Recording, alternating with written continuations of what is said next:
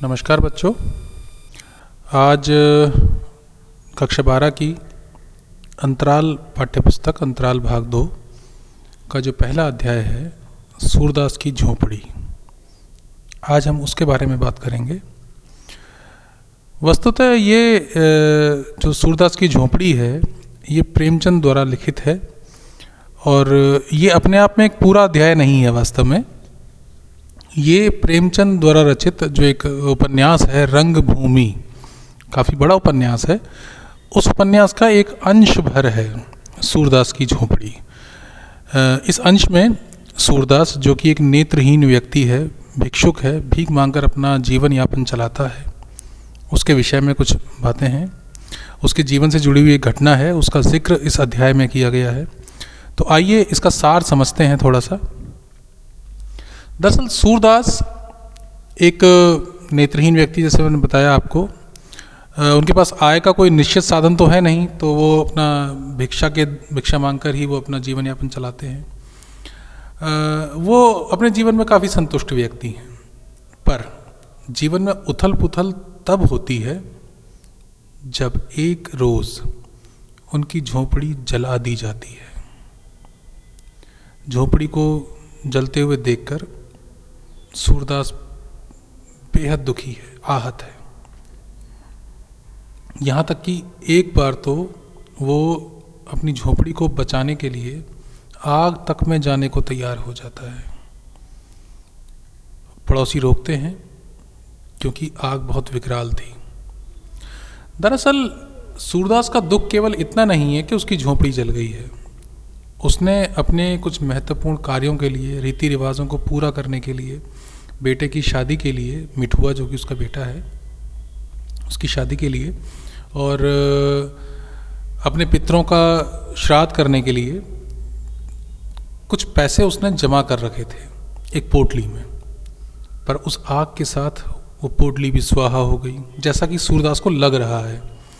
तो उसे ऐसा लगता है कि जो पोटली का जलना है, वास्तव में इस झोपड़ी का जो जलना है, उससे उसकी सारी उम्मीदें, सारी आशाएं वो भी स्वाहा हो गई हैं। तो दुख उसे इस बात का है। खैर, अब सूरदास की झोपड़ी जलाई किसने? कौन से ऐसे व्यक्ति हैं जो सूरदास से इतनी ईर्ष्या रखते हैं कि उसकी झोपड़ी को जला सकते हैं?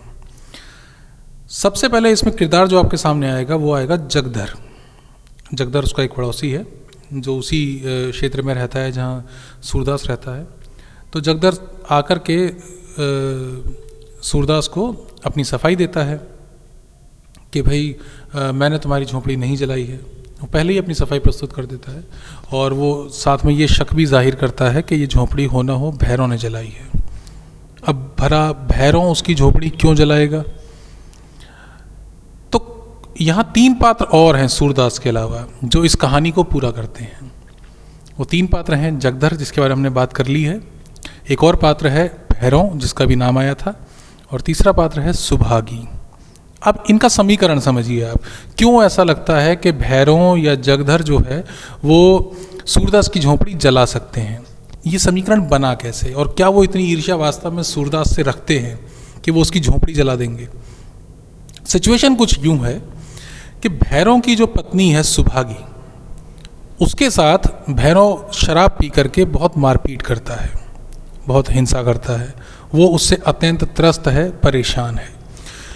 ऐसे समय में जब वो बहुत परेशान उसको करता है, गाली गलौज करता है, मारपीट करता है सुभागी के साथ भैरव, तो वो जाकर के शरण लेती है सूरदास की झोपड़ी में।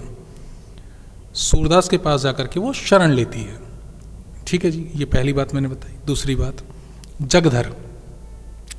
जगधर मन ही मन सुभागी को पसंद करता है और चाहता है कि किसी प्रकार सुभागी को वो पा ले, परंतु सुभागी उसे जरा भी पसंद नहीं करती है। तो इसलिए जगधर भैरों से चिढ़ता है। ठीक है, अब जगधर सूरदास से भी चिढ़ता है। क्यों? क्योंकि सुभागी जब भी कभी भैरों से परेशान होती है, उससे त्रस्त होती है, तो वो जाकर के शरण लेती है सूरदास के पास में, अर्थात सुभागी सूरदास के समीप है। अब चूंकि सूरदास एक नेत्रहीन व्यक्ति है, वो उसे कोई मतलब नहीं है कि सुभागी आ रही है या क्या है, वो तो एक इंसानियत के नाते उसकी मदद कर देता है, उसको आश्रय दे देता है कि कोई बात नहीं, आप यहाँ आश्रय ले लो। परंतु ये बात आस पड़ोस के लोगों को नागवार गुजरती है और वो सुभागी और सूरदास के विषय में अनर्गल बातें बनाते हैं। तो अब ये सुन करके जो भैरव है वो भी सूरदास से चिढ़ता है। ये समीकरण आप कुछ समझे?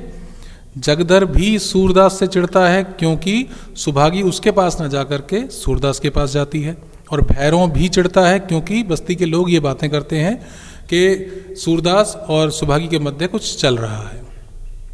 तो अब जगधर और भैरव दोनों ही को नफरत है सूरदास से। खैर, अब कहानी कुछ यूँ आगे बढ़ती है कि एक दिन भैरव गुस्से में आकर के अपना बदला लेने के लिए कि इस सूरदास की वजह से बस्ती में लोग मेरी और मतलब मेरी बीवी के विषय में बातें करते हैं, वो उसकी झोपड़ी जला देता है। उसे किसी तरह से वो पोटली के बारे में ही पता चल जाता है जिसमें कि सूरदास ने अपने सारे जीवन की जमा पूंजी जमा के करके रखी हुई है।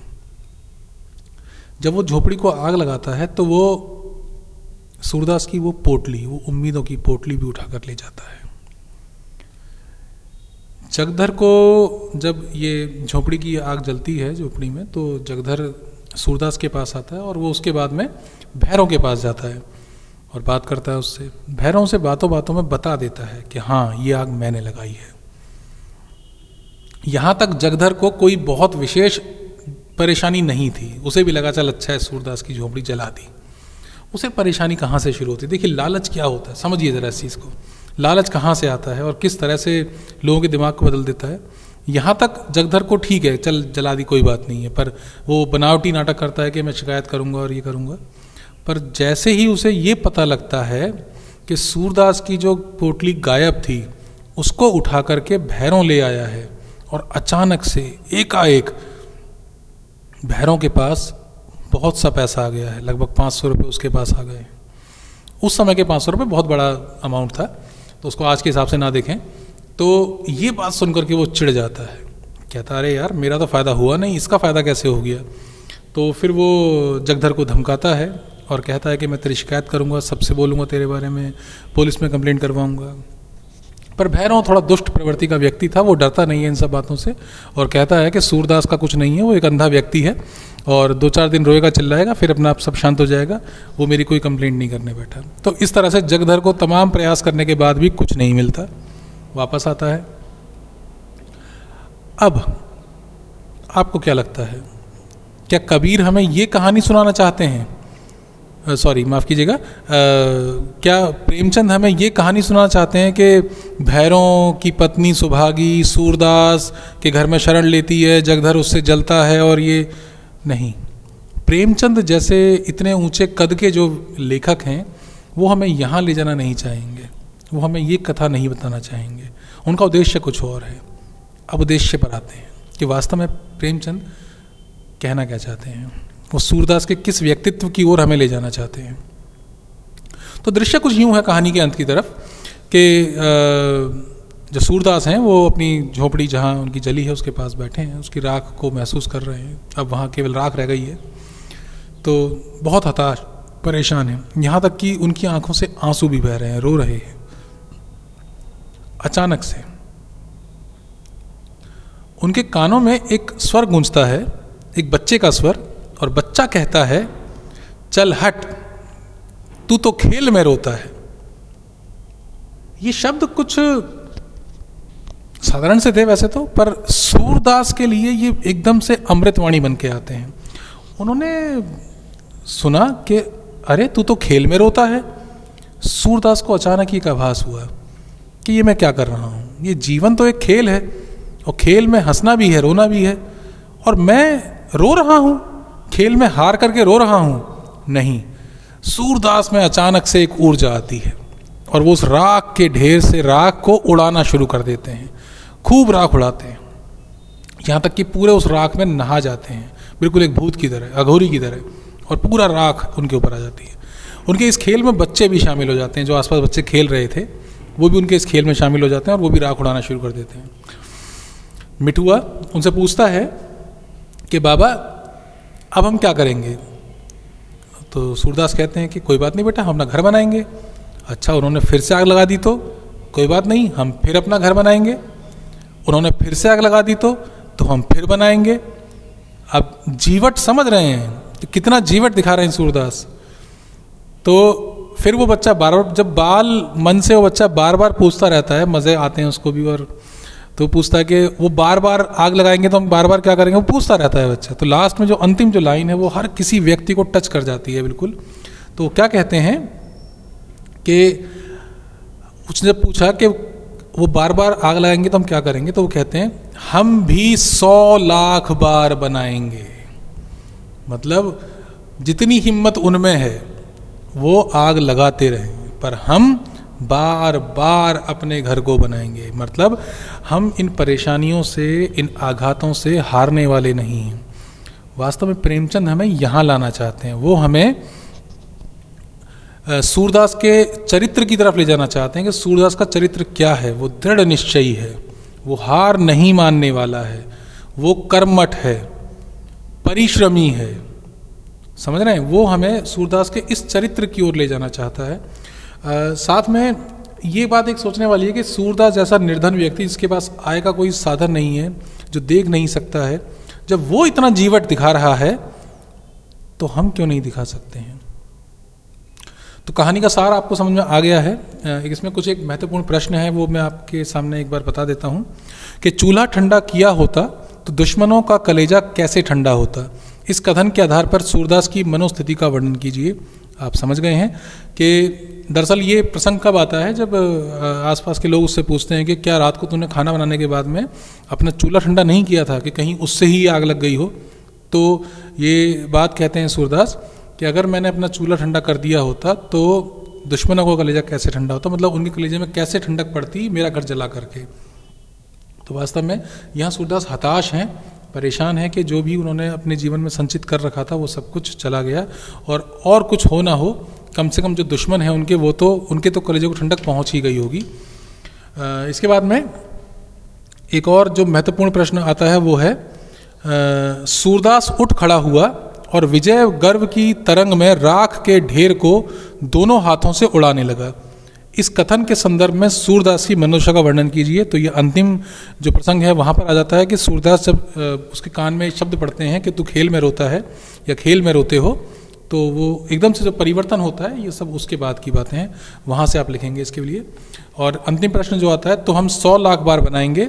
इस कथन के संदर्भ में सूरदास के चरित्र का विवेचन कीजिए। ये इस पाठ का सबसे महत्वपूर्ण प्रश्न है, इसको बेटा ठीक से करेंगे कि सूरदास किस प्रकार का व्यक्ति है। वो एक साधारण व्यक्ति है परंतु परिश्रमी है और दृढ़ निश्चयी है, दार्शनिक चिंतन क्षमता रखता है, अहिंसात्मक प्रवृत्ति का व्यक्ति है और सृजनात्मकता उसके अंदर है। ये सब जो गुण हैं वो आप सूरदास के चरित्र के लिए लिखेंगे। तो बच्चों, ये था सूरदास की झोपड़ी। आशा करता हूँ आपको ये समझ में आ गया होगा, पर इसको समझने से पहले बेटा, अगर आपको ये अभी वीडियो देख कर के समझ में ना आए तो आप सभी लोग पहले इस अध्याय को, इस पाठ को अपनी पुस्तक से एक बार पढ़ लें। प्रेमचंद की लेखनी में वैसे भी जादू है, आप एक बार पढ़ेंगे तो आप रुक नहीं पाएंगे। तो इसको ज़रूर पढ़ें, बहुत अच्छा पाठ है, आपको बहुत अच्छा लगेगा पढ़ करके, और उसके उपरांत इस वीडियो को देखें तो आपको जल्दी समझ में आएगा। ठीक है बच्चों, धन्यवाद, नमस्कार।